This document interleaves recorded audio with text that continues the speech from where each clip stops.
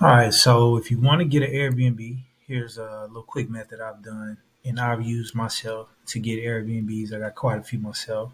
So basically, it's a free way to do it. It's just by outreaching, reaching out to people and communities that may do it, and then whoever responds back, then you hit them back and try to work something out as far as the pricing. Right? I'll do another video as far as the pricing and how to evaluate an Airbnb, but for now, let's focus on getting it. So I'm here on apartments.com. You can use this with apartments.com or, you know, any type of website that has rentals on there. But basically going right here, I'm going to search, just wherever I'm at. So I'm searching Atlanta. So I got 21,000, about 22,000 rentals in Atlanta, right? So let's look, just kind of search these out kind of by my pricing and, some things that I want. So let's say that I want to stay under 1,700. Well, let's do no minimum 1,700. And I want a one bedroom, one bath. I'll look at studios too. Let's see. All right. Boom. And move-in date now. Stuff that's available. And don't really care about that. Come back. So right now we got all these on the list. So what I want to do now is simply let's go see if I can get a better way to look at this. Make sure I got everything. Let's go with parking too. That's very important when doing Airbnb or any type of short-term rental. It doesn't have to be Airbnb. But people, if they're traveling to somewhere that they don't live, they're gonna want some type of parking. Let's do in your washer and dryer as well. That's pretty important. So I'm gonna see all those results. So we got a little bit over, a little bit under 3,000. And what I'm gonna do is I'm gonna just kind of look through these real quick. Everything looks good. So now that I got all these, what I'm gonna do is I'm gonna go email. I'm gonna fill this out real quick.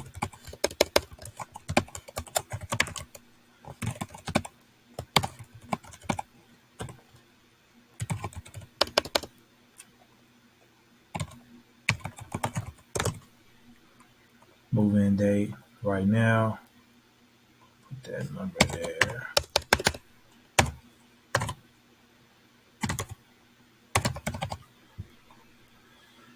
All right, and I'm put custom message. This is very important. You want to do custom messages, and I'm going to put hello.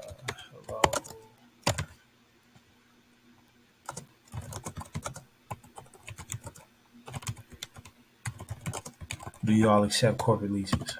Right. So the reason I'm asking is because I want to figure out if they're accepting corporate leases. That just means that they're going to allow me to put the lease into LLC's name, and you want that lease to be on the LLC's name because you want to be able to easily, use the income and qualify that with your LLC as opposed to having it personally. And you're also going to be able to. It's a lot easier to put everything on these other platforms like Airbnb, VRBO, and all these other platforms. But you want to have it that way you can have that corporate lease and it's not going to be attached to your personal name. So let's do send message, and I'm gonna just copy this, and I'm gonna take this off. I don't want them sending me all this stuff. So I'm gonna just send that message, right? So I'm doing this, okay, and I'm gonna just keep going. I'm gonna go down the list and just send all these messages. And you want to do like, to me, to how I got mine. I sent out probably about 100 of these every day, and you're gonna get about a 1% response rate. So if you send out 100 of them, um,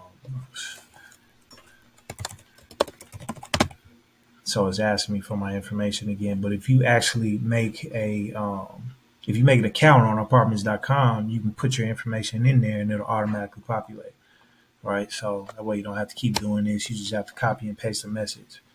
Um, Boom.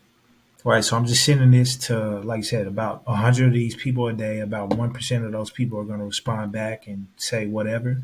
And out of that, you're going to get a certain percentage that says, yes, we'll accept a corporate lease. After that, you want to send them over a quick email, like a pre-written email that kind of goes into, dives deeper into exactly what you're trying to do. You don't want to try to hide what you're doing. If you're doing short-term rental, Airbnb, VRBO, pad split, any of that, you don't want to try to hide it, because if you try to hide it, you're always gonna walk around, gonna have to walk around stuff, and you don't want to have to do that. If you're trying to run a business with this and you're actually trying to make money on it, your best bet is to go in there and tell them upfront what you're trying to do. You don't have to just tell them that you're doing Airbnb. Try to stay away from saying, "Hey, do you guys have Airbnbs?" Because that's kind of like uh, it's like people don't like dealing with Airbnbs, right? They have such a bad rep. Um, and it just kind of seems like headaches for them. But for the main part of what these people are here to do, they're just trying, the leasing office. They're just here to get people into the door. So they're just here to get those units filled. If they can do that, and like for instance, when I got my Airbnbs, the lady asked me, "How many do you want?" Right? She asked me, "Do I want 20?" I didn't take 20. I should have, but that's just kind of digging deeper into what their mindset is, right? So if you do this, you wait for the responses back, and once they give those responses back, already have something already kind of pre-written out that tells them exactly what you're doing, a little bit deeper into detail. And then once they see that, some people are going to knock it down, but some people are going to go forward with it. And you just find one that really is in a good area. A good area is going to be good. You want to actually a good unit, and you want to decorate it very well. And if you decorate it very well, you price it very well, it's going to do good on short term rental, right? So you just want, again, if you do this, talk to the people that are really interested, and try to get on the phone with them. If you can get on the phone with somebody and explain to them, and especially if you can go and meet them in person, have a professional look. It helps if you have a website. You don't have to have a website, but it's pretty simple, right? Because at the end of the day, they're just trying to get these units filled, and they don't want any type of headaches, right? But if you're able to do that and you're able to provide that for them, you should have no problem getting one of these people that lets you use their units for short term rentals. So I'm gonna do some more videos on short term rentals, and just kind of talking about my experience with mine. I got 12 here in Atlanta right now, and also some other in Dallas, and a couple, yeah, Atlanta and Dallas. I'm looking at a couple in some other markets, but I'm gonna do some more videos on this a little bit later. But for now, if you guys found some interest in this, like, comment, subscribe. Let me know. Hit me up if you guys have any specific questions about short-term rentals or anything in real estate, and I want to continue to make content that helps you guys out. All right, peace.